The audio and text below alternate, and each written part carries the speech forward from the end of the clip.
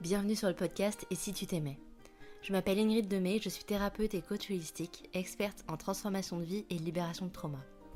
Ma mission est d'aider les femmes à se libérer de tout ce qui les entrave, leur permettre d'exprimer leurs émotions et leurs besoins pour enfin renouer avec leur pouvoir intérieur. Sur ce podcast, on parle amour de soi, mindset, croyances, émotions, loi de l'attraction et beaucoup plus. Si tu désires changer ta vie, tes relations et finalement vivre la vie épanouissante que tu mérites, tu es à la bonne place. Il est temps de t'autoriser à rêver grand et à prendre les actions alignées pour te réaliser. Et bonjour! Ça y est, c'est le premier épisode de l'année 2025. Nous sommes aujourd'hui le 2 janvier et j'ai branché le micro et je me suis forcée à cliquer sur enregistrer puisque déjà ça fait quelques mois que j'avais très envie d'enregistrer des épisodes de podcast, mais je me suis laissée un petit peu déborder par divers événements. Il s'est passé plein de choses en 2024, ça a été une année très intense. Et puis je dois également avouer très clairement que j'ai procrastiné parce que j'ai tendance à vouloir que tout soit toujours bien carré, à avoir un plan, à savoir exactement ce que je vais dire de A à Z et à pas oser me lancer si je n'ai pas mon plan bien carré. Donc voilà, forcément, ça prend plus de temps et ainsi de suite. Et donc du coup, j'ai procrastiné. Me voilà donc aujourd'hui, le jeudi 2 janvier, à enregistrer. Je me suis juste fait un pense-bête pour essayer de me rappeler des choses dont j'avais envie de parler, puisqu'il y a des choses quand même importantes que j'aimerais aborder. Et j'avoue que ça me saoulerait grave de clôturer l'épisode et de me dire « Ah maintenant, j'ai oublié de parler de ça !» Donc me revoilà. J'ai décidé aussi d'avoir un format un petit peu plus naturel, un peu plus spontané, et justement le fait de ne pas scripter, c'est aussi l'objectif. Donc de m'autoriser à parler de manière encore plus naturelle, puisque forcément, en fait, le fait d'être enregistré, mon cerveau switch. Et mon cerveau veut que tout soit bien carré, cadré, pas un mot plus haut que l'autre. Donc c'est très bien, le résultat est cool. Mais c'est pas tout à fait moi, donc j'ai envie d'amener encore un petit peu plus de moi dans ces épisodes, un petit peu plus de naturel, un peu plus de proximité peut-être. Donc voilà, c'est l'objectif pour cette nouvelle année, et j'ai aussi l'objectif d'avoir des publications un petit peu plus régulières. On va dire ça comme ça, ce serait chouette, mais je ne me mets pas la pression et on en reparlera plus tard, mais je pense que ça va être un de mes leitmotifs de l'année 2025, parce que franchement la vie s'en charge très bien pour nous, donc c'est pas la peine de se rajouter de la pression nous-mêmes. Voilà. Pour cet épisode de reprise, j'avais très envie d'aborder le sujet des bilans de fin d'année et des objectifs, puisque on est en plein dans le sujet entre les rétrospectives de 2024 et les résolutions de 2025. Je pense que c'est le moment idéal pour aborder ce sujet. Et déjà, en premier lieu, j'aimerais te dire que c'est normal si, quand tu penses à ton année ou à ta semaine ou peu importe à quoi, tu te rappelles souvent principalement du négatif. En fait, c'est un biais cognitif, c'est ton cerveau qui fonctionne comme ça. Et c'est pas que toi, tu n'es pas cassé pour cette raison-là. Ton cerveau, en fait, il se dit, ok, cet événement-là, qui était désagréable, je veux pas le revivre. J'associe ça à un truc de danger. Et donc, comme je veux pas le revivre, je vais bien m'en rappeler pour éviter de revivre une situation similaire. Et c'est pour ça que très souvent, on se rappelle principalement du négatif et que se concentrer sur le positif, des fois, c'est un vrai effort que ça nous demande. Donc déjà, je trouvais que c'était super important de parler de ça parce que y a des gens des fois qui viennent me voir et qui me disent mais Ingrid, j'ai l'impression d'être cassée, d'être super négatif tout le temps, mais en fait c'est aussi normal d'être comme ça. Et justement en sachant que c'est normal, ça aide à relativiser, à prendre un petit peu de recul et à moins mal vivre le fait de se rappeler principalement du négatif. Ensuite, je voulais parler des réseaux sociaux, puisque c'est quand même quelque chose qui est présent au quotidien dans la vie de la plupart des gens. En tout cas, je l'avoue à 100%, c'est présent au quotidien dans la mienne. Et c'est vrai que dès qu'on ouvre une application et qu'on tombe sur des rétrospectives toutes plus merveilleuses les unes que les autres, avec des événements incroyables, on a vite fait de se comparer en fait et de se dire mais mince, ma vie elle est vraiment pourrie, qu'est-ce que c'est que ce truc? Pourquoi les gens ils ont une vie extraordinaire alors que moi j'ai une vie de merde? Moi ma vie elle est normale, c'est nul. Et c'est là qu'on arrive au cœur de la dualité des réseaux, c'est que autant sur qu'on partage dessus, ça peut être hyper inspirant, ça peut donner de la motivation, ça peut se dire ah ouais c'est possible, moi aussi je peux faire ça, autant ça peut être hyper déprimant. Parce que les gens vont partager généralement uniquement leurs réussites, leurs accomplissements, leurs succès, tous les trucs positifs qui leur sont arrivés dans leur vie, et ils vont pas partager justement toutes les petites anecdotes de merde qui leur sont arrivées. Sauf que sur les réseaux, en fait, il faut bien se rappeler que les gens ne partagent que ce qu'ils ont envie de montrer. C'est vraiment pas du tout la réalité ce qui est montré sur les réseaux. Et puis déjà parce que c'est un petit peu naturel des fois quand on vit un truc sympa, par exemple tu vas plus pas en voyage, tu vas beaucoup plus avoir envie de prendre des photos pendant cette période que quand tu es chez toi entre tes quatre murs à faire tes trucs de la vie normale, à faire tes lessives, à faire ta vaisselle. Et ben déjà ça crée une différence entre la réalité et entre ce que tu peux partager sur les réseaux. Donc déjà partant de ce biais-là, forcément déjà au quotidien ce que tu vois sur les réseaux, c'est pas représentatif de la réalité. Mais en plus de ça, là quand on est dans le format rétrospective, généralement sur ces petites vidéos ou sur ces carousels, soit tu as une seule photo, soit tu as quelques secondes pour chaque mois de l'année, mais forcément qu'une image ou quelques secondes, c'est pas représentatif de ce qui s'est passé sur un mois entier, et donc c'est des images qui sont choisies.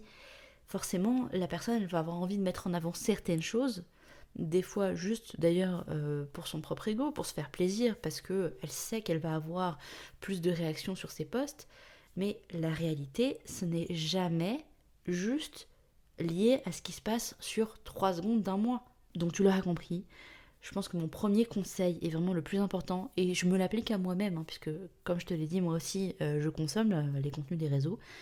La première chose, c'est qu'à chaque fois que tu sens que tu commences à te comparer avec ce que tu vois sur les réseaux, c'est de te rappeler que ce qui est sur les réseaux, ce n'est pas la réalité. Les gens ne se filment pas, ou alors vraiment très rarement quand ils ont des galères, et ils le partagent encore moins. Donc n'imagine vraiment pas que la réalité des gens, ce n'est que du bonheur, des paillettes et des papillons tout le temps. C'est faux. Et ce que tu vois, ce n'est pas la réalité.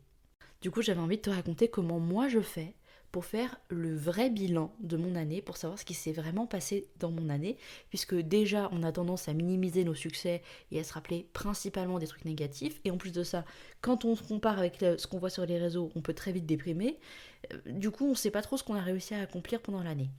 Moi ce que je fais, c'est que déjà je prends un carnet, et tout au long de l'année, j'ai tendance à noter tous les événements. Donc ça, tu peux le faire soit dans un carnet, soit sur ton agenda. Mais ce que je fais donc dans cette période fin d'année ou début d'année suivante, c'est que j'ouvre mon carnet et je vais noter toutes les choses que j'ai faites, toutes les personnes que j'ai vues, tous les amis que j'ai croisés, toutes les discussions sympas que j'ai pu avoir. Je reviens vraiment sur tout mon agenda. Et je me dis, ok, là il s'est passé ça, c'était cool. Là il s'est passé ça, c'était cool. Et je fais vraiment toute la liste, mois par mois. Et vraiment le fait d'aller comme ça dans le détail, ça fait vachement de bien. Et pour lutter contre cette tendance qu'on a à oublier ce qui s'est passé de positif, je vais aussi chercher dans les photos. Je prends mon téléphone, je vais dans ma pellicule et je regarde mois par mois tout ce qui s'est passé, je note les dates et je me dis ah ouais tiens c'est vrai j'ai oublié ce jour-là, on a fait tel truc. Ah puis ce jour-là c'est vrai qu'il m'est arrivé telle galère et franchement je m'en suis relevée, c'était cool. Parce que ça c'est important aussi de se rappeler, c'est que ce qu'on voit comme la réussite dans la société, c'est toujours des trucs assez positifs, incroyables. Mais en réalité ce qui est une réussite, c'est parfois simplement de se relever d'un truc de merde. Il t'arrive une galère, tu ne sombres pas, tu t'en relèves, tu en apprends quelque chose, mais ça, c'est une vraie réussite qui mérite d'être célébrée.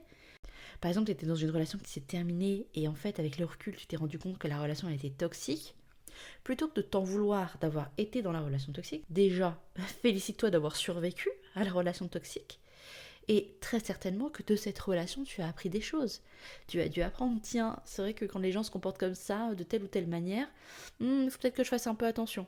Bah rien que ça mérite d'être souligné, ça mérite d'être célébré en fait. Parce que chaque truc de merde qui t'arrive, dont tu arrives à te relever, c'est une réussite.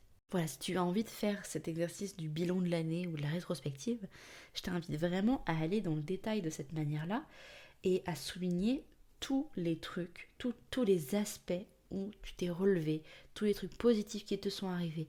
Des fois, même si c'est juste, ça a duré 5 minutes de plaisir, par exemple, tu as pris le café avec une amie ou tu as croisé quelqu'un que tu aimes bien dans la rue, tu le notes parce que c'était un moment agréable qui mérite que tu t'en souviennes en fait.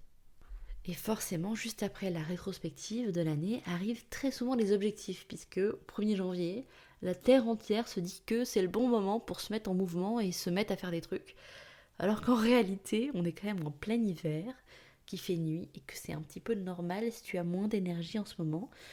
Donc déjà, je trouve que c'est important de le rappeler. À la base, l'hiver, c'est fait pour hiberner, et donc les résolutions déjà sont très souvent mal posées, mais en plus de ça, elles arrivent à un moment où naturellement on a un petit peu moins d'énergie, et je trouve que c'est important de le rappeler. Maintenant, le sujet des résolutions, je trouve que c'est important aussi de l'aborder. Peut-être que je l'ai déjà fait par le passé d'ailleurs à travers le sujet des objectifs, mais les résolutions, très souvent, on a tendance à mettre la barre beaucoup trop haut. On a tendance à vouloir changer radicalement de vie, tout ça parce qu'on a changé d'année, alors qu'en fait, ce n'est pas si simple et que pour fonctionner, on a besoin d'habitudes en fait. On a besoin de construire des habitudes qui soient saines et durables. Et je veux pas du tout que ce que je dise, ça paraisse pour un truc un peu donneur de leçons, parce que moi-même je fais des erreurs et moi-même, des fois j'essaye de construire des habitudes, mais j'arrive pas forcément à les maintenir, et du coup je recommence, et du coup j'adapte, mais c'est important de garder ça en tête en fait. Par exemple, il y a un objectif qui est très répandu depuis quelques mois sur internet, c'est de faire 10 000 pas par jour. 10 000 pas, déjà c'est un chiffre qui avait été donné par l'OMS en fait, qui est un chiffre aléatoire, anecdotique, qui a été choisi comme ça parce que ça fait bien. Mais déjà, si tu fais entre 6 000 et 8 000 pas par jour, c'est déjà excellent. Et si au quotidien, par exemple, toi, tu es plutôt à 3 000 4 000 et que tu as envie du jour au lendemain de monter à 10 000 pas par jour, tu vas peut-être y arriver pendant une semaine, 2 semaines, voire même un mois. Mais ça va être dur en fait. Ça va être un gap beaucoup trop grand pour ton corps, pour ton organisme, pour ta motivation, qui va très très vite descendre. Et vu que ta motivation va descendre, tu vas louper un jour, tu vas peut-être en louper 2, 3, tu vas commencer à t'en vouloir. Et petit à petit, l'habitude que tu commençais à peine à construire, elle va se détruire. Et moi, par rapport à ce sujet précis, il y a quelques mois, je me suis plantée aussi. Puisque mon chéri s'est acheté un tapis de marche pour mettre sous son bureau. Donc très cool. Et je me suis dit, vas-y, moi aussi je vais faire les 10 000 pas par jour. Sauf que en étant globalement un peu sédentaire depuis quelques temps, en travaillant de la maison, bon, très clairement, je suis très très très très très loin des 10 000 pas. Et quand je m'y suis mise, c'était trop pour mon corps en fait. J'ai pas réussi à tenir. Donc, bien évidemment, ça a été un peu compliqué de me dire il va falloir que je diminue. Mais finalement, maintenant, je me fixe plus d'objectifs de pas. Je me suis donné une durée de marche à faire. Soit je fais 20 minutes, soit 30 minutes. Et puis finalement, maintenant que j'ai un objectif qui est tellement facilement atteignable, généralement, je fais beaucoup plus. Et ce que j'essaye de te dire avec ça, c'est qu'en fait, ton cerveau, il va beaucoup plus apprécier les petits succès que de te donner un objectif trop grand où tu vas avoir beaucoup plus de résistance, tu vas avoir beaucoup plus de mal à l'atteindre. Et finalement, quand tu vas y être, tu vas te dire ok, c'est cool, j'ai réussi, mais est-ce que demain je vais y arriver? Alors qu'avec un objectif qui est hyper réaliste, hyper réalisable, tu vas dire mais ok, oh trop facile, j'ai réussi, je peux même faire un peu plus, tiens, j'ai encore de l'énergie.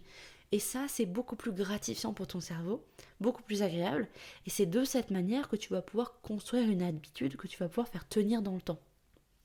Et il y a un autre truc qui m'aide beaucoup par rapport aux objectifs, c'est de me dire que 1 vaut mieux que 0.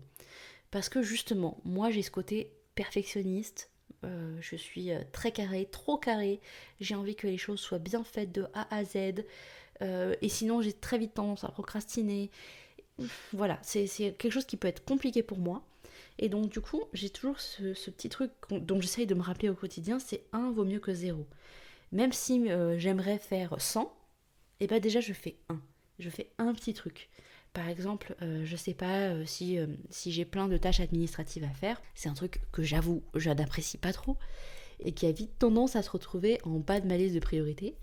Donc, Plutôt que de me dire je garde tout ça jusqu'à ce que je sois totalement débordée et que ce soit la panique à bord, je me dis ok, un vaut mieux que zéro.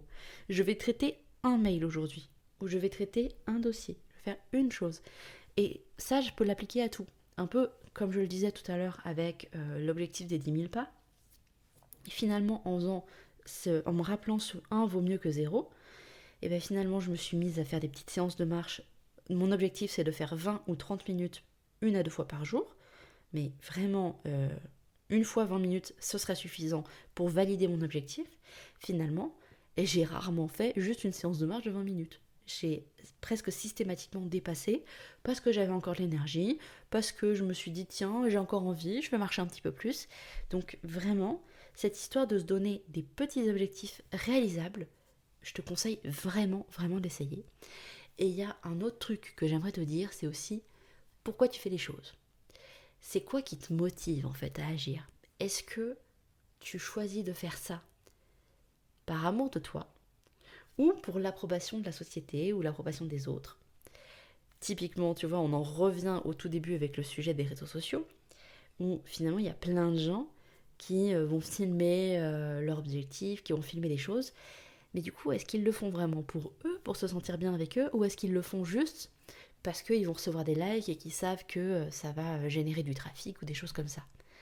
Voilà, donc même si toi tu n'es pas forcément créateur ou créatrice de contenu, c'est important aussi de se dire mais pourquoi je veux faire cette action? Par exemple, si je reste avec mon objectif de marcher au quotidien, moi je choisis de marcher parce que ça me fait du bien à ma santé physique et à ma santé mentale. Très très clairement, ça me fait énormément de bien. En plus de ça, j'avoue, avec le tapis de marche, c'est génial parce que je peux marcher à l'heure que je veux, je peux marcher en pyjama si j'en ai envie, je peux regarder une série en même temps et ça me force à faire une pause. Donc ma santé mentale elle est contente, ma santé physique elle est contente. Donc bien sûr ça ne remplace pas le fait de sortir, de prendre l'air, de marcher dehors, mais il n'empêche que pour la santé mentale et la santé physique, je marche, je me déconnecte un petit peu de toutes mes préoccupations, je regarde une série, je regarde une vidéo YouTube en marchant, et ça fait du bien. Et de la même manière que je me rappelle souvent et je me le répète, un vaut mieux que zéro, je me répète aussi souvent, je me traite comme quelqu'un que j'aime. Parce que dans notre façon de nous comporter au quotidien, on a très vite tendance à se faire passer à la fin des priorités, à se traiter soi comme on ne traiterait personne d'autre. Et au quotidien, j'essaye de me dire, Ingrid, est-ce que tu t'es traité aujourd'hui comme quelqu'un que t'aimes? Est-ce que tu as pris soin de toi réellement, avec amour? Et bah, des fois, non, en fait. Des fois, je me suis laissée déborder, j'avais trop de trucs à faire, et je me suis moi-même oubliée. Et donc, tous les jours, j'essaye de faire une chose au minimum qui me fasse du bien, de me traiter moi-même avec amour, en fait.